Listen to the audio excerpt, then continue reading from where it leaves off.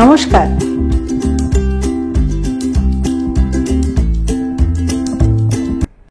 Ignoring my age, today I am trying to wink like Priya because today's puja topic is like that. Today I am going to tell you about Ashok Shashti.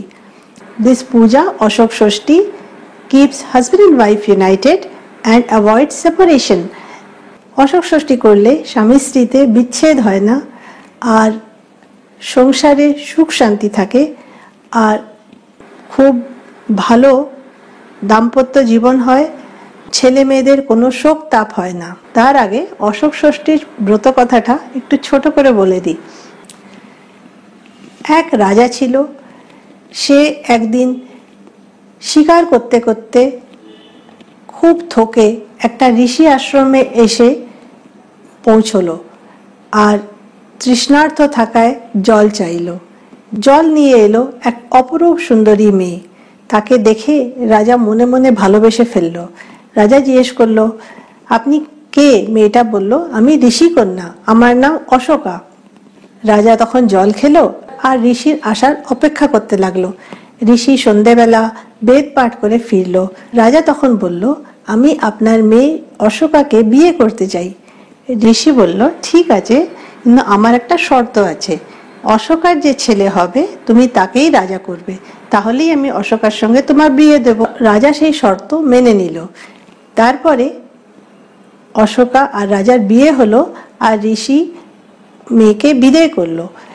বিদায়ের সময় ঋষি মেয়েকে বলল, রাজবাড়ির ব্যাপার অনেক অন্য হয়, মা তুই এই অশোক গাছের বিচি নিয়ে যা, আর যাবার সময় পথের দুদিকে এগুলো ছড়িয়ে দিয়ে যাবি, তাহলে অশোক গাছ সারা রাস্তায় হয়ে থাকবে।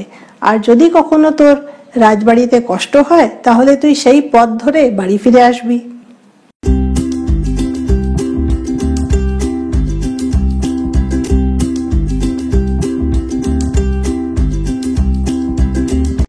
অশোকা তাই করলো। আঁচলে বেঁধে নিল অনেক অশোক বিচি, আর যাবার সময় পথের দুধারে শুধু বিচি ছড়িয়ে চলে গেল।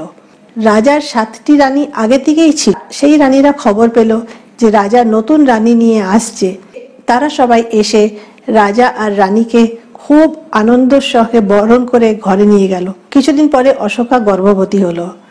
সব 7 জন বড় রানী অশোকাকে খুব দেখাশোনা করে, কিন্তু যখন অশোকার ছেলে মেয়ে হবার সময় হলো তখন রানীরা ষড়যন্ত্র করলো। অশোকার প্রথম সন্তান এক ছেলে হলো, কিন্তু তখন সব রানীরা ষড়যন্ত্র করে ধাইয়ের সঙ্গে মিলে ওই ছেলেকে একটা হাঁড়িতে বসিয়ে নদীতে ভাসিয়ে দেয়, আর রাজাকে বলে যে অশোকা একটা কাঠের পুতুলকে জন্ম দিয়েছে। রাজা খুব দুঃখিত হয়ে যায়। আর কি করবে? কিছুদিন পরে আবার রাজা অশোকার মহলে আসা শুরু করলো। কিছুদিন পরে অশোকা আবার গর্ভবতী হলো, কিন্তু আবার রানীরা ষড়যন্ত্র করলো। অশোকার ছেলে হলো, আর ধাইমা ওই ছেলেকে আবার নদীতে ভাসিয়ে দিল, আর রাজাকে গিয়ে বলল অশোকা একটা কাঠের বাচ্চাকে জন্ম দিয়েছে। রাজা আবার দুঃখী হয়ে গেল। এইভাবে অশোকার 6টা ছেলে হয়, আর বড় রানীরা সবাই ষড়যন্ত্র করে 6টা ছেলেকেই জলে ভাসিয়ে দেয়, আর রাজাকে বলে যে অশোকার কাঠের ছেলে হয়েছে। এইদিকে অশোকার বাবা ঋষি নিজের ধ্যানে বসে এই জিনিসটা জানতে পারত। যেই তটে বসে ঋষি ধ্যান করত, অশোকার ছেলেরা নদীতে ভেসে ভেসে সেইখানেই পৌঁছে যেত। ঋষি ওগুলো জানতে পারত, আর ঋষি ওই ছেলেদেরকে নিজের কাছে নিয়ে মানুষ করত। এইভাবে অশোকার 6টি ছেলে ঋষির কাছে মানুষ হয়, আর রাজা জানে যে অশোকা শুধু কাঠের ছেলেদেরই জন্ম দেয়। অশোকার আবার ছেলে মেয়ে হবে। রানীরা আবার ধাইমাকে সেই কথাই বলেছে। কিছুদিন পরে অশোকার মেয়ে হলো। তখন রানীরা ভাবলো মেয়ে তো আর রাজা হবে না, কে ভাষাতে মানা করলো আর বলল রাজাকে গিয়ে বলে দাও। ধাইমা গিয়ে রাজাকে বলল অশোকার একটি মেয়ে সন্তান হয়েছে। রাজা মনে মনে খুব দুঃখ হলো। এর আগে 6টা কাঠের বাচ্চা, আর এবার মেয়ে সন্তান। রাজা রেগে গিয়ে বলল, অশোকা তুমি তোমার বাপের বাড়ি চলে যাও। অশোকা কি করে, নিজের মেয়েকে নিয়ে ঋষি আশ্রমে চলে এলো। ওখানে এসেও দেখে অবাক, ওর 6টা ছেলে ওখানে বড় হচ্ছে, খেলছে, ওর খুব আনন্দ হলো। ও তখন ঋষিকে সব কথা জিজ্ঞেস করলো। ঋষি বলল যে হ্যাঁ, এরা সব তোরই ছেলে আমার আশ্রমে বড় বড় হচ্ছে। ও নিজের 6টি ছেলে আর মেয়ে নিয়ে বাবার কাছেই থাকে। ঋষি 6টা ছেলেকে 6টা কাঠের ঘোড়া দিল আর মেয়েটাকে একটা কাঠের ঘড়ি দিল, আর দিয়ে বলল, যেই তটে রাজা চান করতে আসে তোমরা সেইখানে গিয়ে এদেরকে জল খাওয়াও। আর ঋষি আড়াল থেকে দেখতে লাগলো। রাজা যখন চান করতে এলো, বাচ্চারা তখন ঘোড়া আর ঘুড়ি নিয়ে ওখানে জল খাওয়াচ্ছে। জল খাও, জল খাও। রাজা বলল, কাঠের ঘোড়া আর কাঠের ঘুড়ি কখনো জল খেতে পারে? তখন বাচ্চারা বলল, তাহলে কি কোনো মানুষ কাঠের বাচ্চা জন্ম দিতে পারে?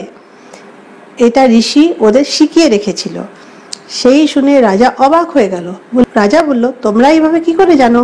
তখন বাচ্চারা রাজাকে ঋষির আশ্রমে আবার নিয়ে গেল। সেখানে রাজা অশোকাকে দেখে আর বাচ্চাদের দেখে সব কথা জানতে পারলো। রাজা ক্ষমা চাইলো আর বলল, আমি অশোকা আর বাচ্চাদের আবার আমার সঙ্গে মহলে নিয়ে যেতে চাই। ঋষি অশোকাকে বলল যে, যেই অশোক গাছের রাস্তা ধরে তুমি এসেছো সেই অশোক ষষ্ঠী করা তুমি ভুলবে না। তো অশোকা সবসময় তারপরে অশোক ষষ্ঠী করতে লাগলো, আর রাজা আর অশোকার সংসার খুব ভালো চললো।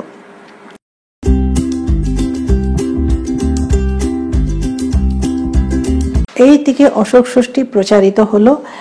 এই জন্য বলা হয়, অশোক ষষ্ঠী করলে কখনো স্বামী স্ত্রীতে বিচ্ছেদ হয় না।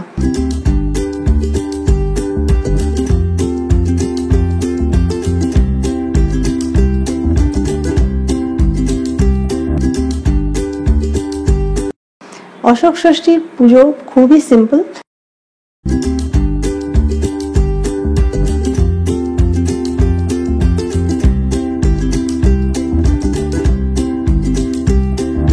বাসন্তী পুজোর সময় যেই শুক্ল ষষ্ঠী পড়ে, সেই দিন 6টা অশোক গাছের ফুল, 6টা গোটা মুগ কলাই, ফল, মিষ্টি নিয়ে কোনো মন্দিরে পুজো দিতে পারেন। না হলে নিজের বাড়িতে যে মন্দির আছে সেখানে ঠাকুরকে নিবেদন করে কলার ভেতরে 6টা অশোক গাছের ফুল আর 6টা মুগ কলাই ভরে গিলে খেয়ে নিতে হয়, যাতে দাঁতে না লাগে। আর ওই শুক্লপক্ষেরই অষ্টমীর দিন 8টা অশোক গাছের ফুল আর 8টা মুগ কলাই খেতে হয়। তারপরে যেভাবে যে কোনো ষষ্ঠী পালন করা হয় সেইভাবেই ষষ্ঠী পালন করতে হয়।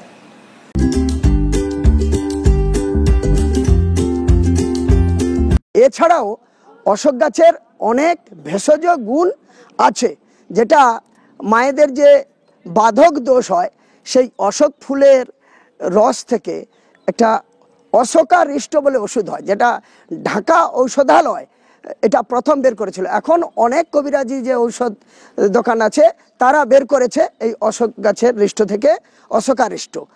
আর এছাড়াও আমাদের শাস্ত্রেও কত জানকারি আছে যে এই বাসন্তী পূজা যে নবরাত্রিটা, বসন্তের নবরাত্রিতে যে ষষ্ঠী পড়ে সেটাতে অশোক ষষ্ঠী বলা হয়। সেই ষষ্ঠীতে এই অশোক কলি মায়েরা খায়।